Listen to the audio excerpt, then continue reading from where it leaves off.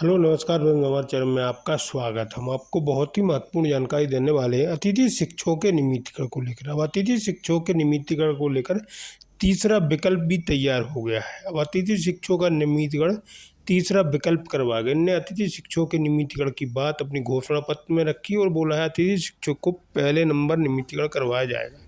नई पार्टी बनी है मध्य प्रदेश में, अपना गणतंत्र पार्टी। जो नई पार्टी बनी है उनने घोषणा कर दी है कि अतिथि शिक्षकों को हम नियमितीकरण करवाएंगे प्रथम प्राथमिकता के आधार पर। ठीक है, इसके बारे में पूरी विस्तार से मैं आपको जानकारी देने वाला हूँ। नई पार्टी ने 30 मांगों को रखा है, जिसमें अतिथि शिक्षकों की मांग प्रथम है, अतिथि विद्वानों की मांग है, संविदा कर्मियों की मांग है और अन्य वर्गों की मांग को रखा है। तो मैं इसके बारे में पूरी विस्तार से आपको जानकारी दूंगा। आप वीडियो में बने रहें। वीडियो अच्छा लगे तो लाइक और चैनल को सब्सक्राइब जरूर कर लें। अपडेट पाने के लिए नई पार्टी के अध्यक्ष ने क्या कहा है अतिथि शिक्षकों के नियमितीकरण को लेकर, पूरा वीडियो जरूर देखें, वीडियो में बने रहें। ये मध्य प्रदेश में एक विकल्प हमने दिया है। मध्य प्रदेश की जनता को एक तीसरे विकल्प की सख्त जरूरत और आवश्यकता थी। मध्य प्रदेश की जनता तीसरे विकल्प की तलाश के लिए विगत 30 सालों से विकल्प की तलाश कर रही थी। यहाँ पर कोई विकल्प नहीं था। मजबूरी में यहाँ की जनता कभी भाजपा को वोट करती थी, कभी कांग्रेस को वोट करती थी।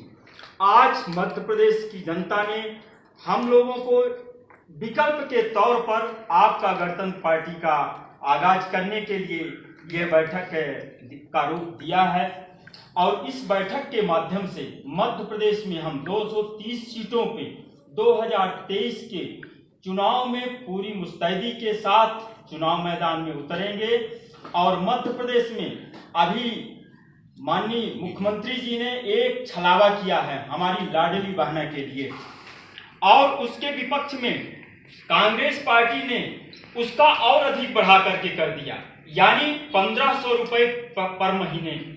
और हम तो कहते हैं अगर देना चाहते हो मध्य प्रदेश के मुख्यमंत्री जी, तो मध्य प्रदेश में हमारे लाखों करोड़ों बेरोजगार युवक हैं। आज तक ये भारतीय जनता पार्टी की सरकार और कांग्रेस की पार्टी की सरकारों ने बेरोजगारी भत्ता नहीं दिया। हमारी मातृ शक्तियों को मूर्ख बनाने के लिए 1000 रुपए लाडली बहना का जो लालीपाप दिया है, अभी हमारे ग्रामीण अंचलों में जिस दिन से इन्होंने 1000 रुपए खाते में डाला है, तो हमारे लाडले जीजा को 3000 से 4000 रुपए प्रति महीने बिजली का बिल भेज करके वो 1000 रुपए की वसूली कर लिए हैं।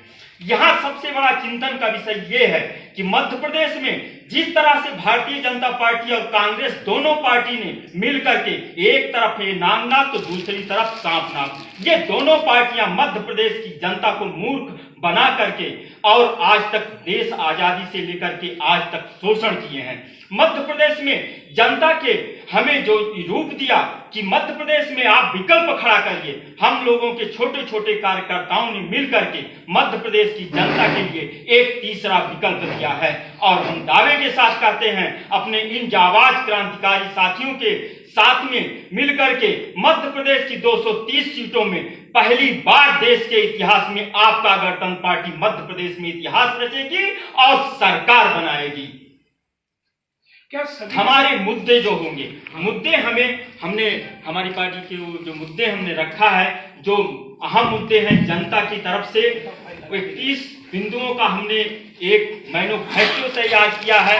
हमारे साथियों ने उन मैनिफेस्टो को दिया है और उन मैनिफेस्टो को हमने किया है कि मध्य प्रदेश में पहला हमारा बिंदु है कि मध्य प्रदेश में जब देश आजाद हुआ था तो हमारे मध्य प्रदेश में विंध्य प्रदेश अलग राज्य हुआ करता था। मध्य प्रदेश में हमारा विंध्य प्रदेश, हमारी सरकार 23 में बनेगी तो पहला मुद्दा हमारा होगा कि मध्य प्रदेश से विंध्य प्रदेश राज्य को अलग राज्य का दर्जा प्रदान करके विंध्य प्रदेश की राजधानी रीवा स्थापित करूंगा। पहला मुद्दा ये हमारा होगा। 2023 में हमारी आपकी गणतंत्र पार्टी की सरकार जनता पूरी मुस्तैदी के साथ देती है तो दूसरा मुद्दा हमारा पार्टी का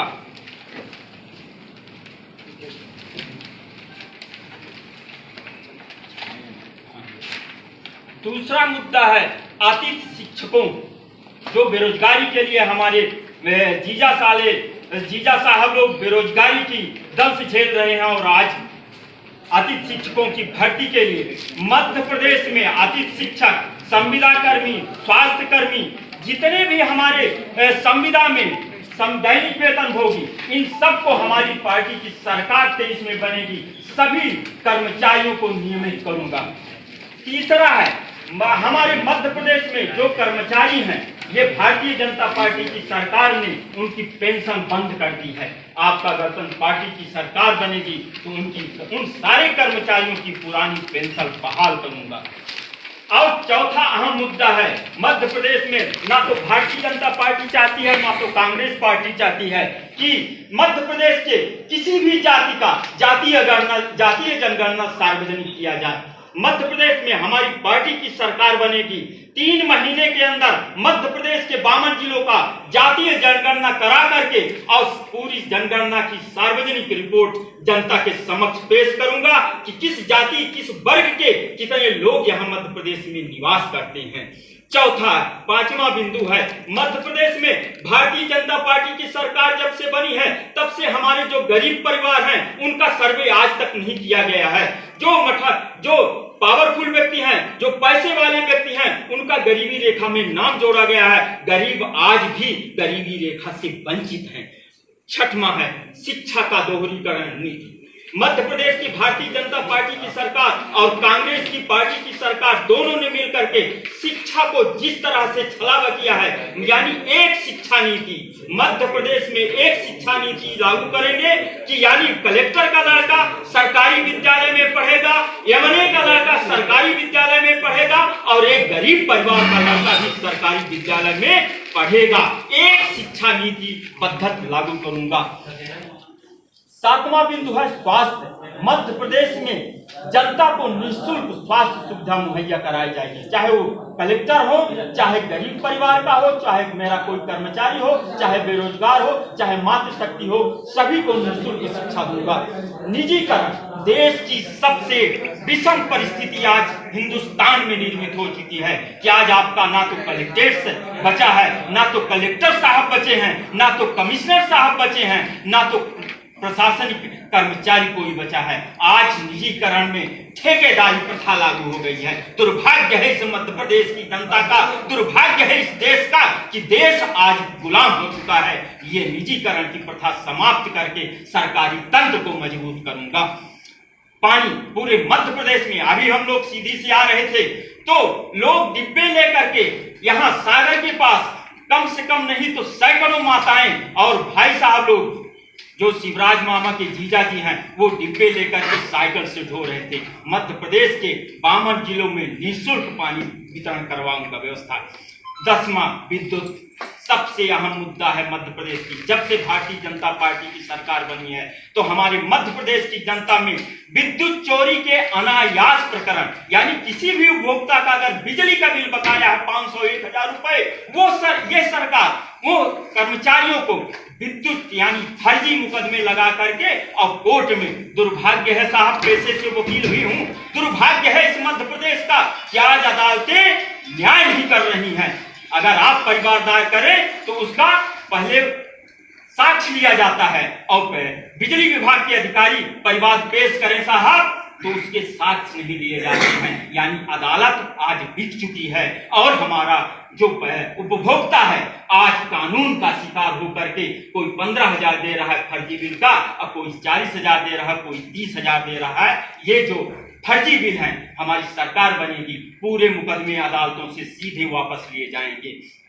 और विद्युत चोरी, मध्य प्रदेश में जो ये ठेकेदारी प्रथा है इसको बंद करके मध्य प्रदेश विद्युत मंडल स्थापित किया जाएगा, यानी सरकारी तंत्र स्थापित किया जाएगा।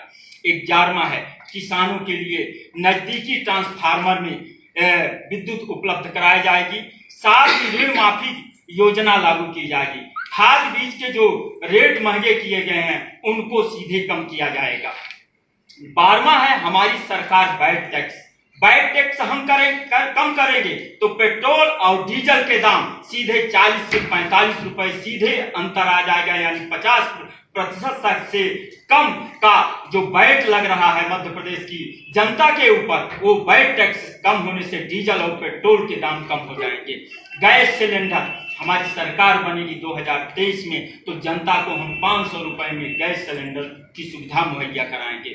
निराश्रित एवं विकलांग पेंशन अभी सरकार 600 रुपए हमारी 60 वर्ष के ऊपर निराश्रित माताओं को और बूढ़े पिता को 600 रुपए दे रही है। हमारी सरकार बनेगी तो उन बूढ़े आश्रित पिता और उन माताओं के लिए 3000 रुपए, 2,500 से 3,000 रुपए दूंगा।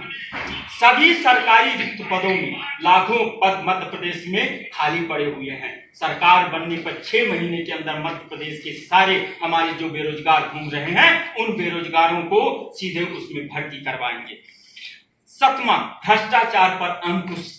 भ्रष्टाचार पे अंकुश। आज मध्य प्रदेश के किसी जिले में आप चले जाइए, किसी तहसील में चले जाइए, आज कोई भी किसान, कोई भी आम नागरिक बिना पैसे का उसका कोई काम नहीं होता है। भ्रष्टाचार पर अंकुश सीधे लगा दिया जाएगा। यानी कोई भी अधिकारी किसी भी व्यक्ति से, आम नागरिक से 5 रुपए रिश्वत लेगा तो उस कर्मचारी को सीधे बर्खास्त कर देंगे और हमारे जो बेरोजगार युवा हैं उसको सीधे उस पद पे भर्ती करेंगे।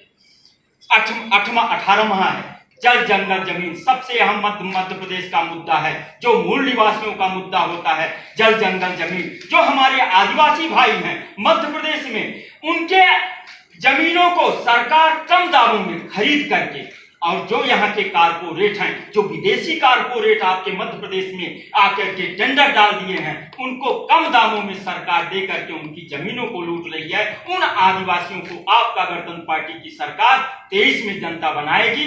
उन आदिवासियों को वह सुविधा जल जंगल जमीन की पूर्ण रूप में मुहैया कराई जाएगी। मध्य प्रदेश में 19वां मध्य प्रदेश की भारतीय जनता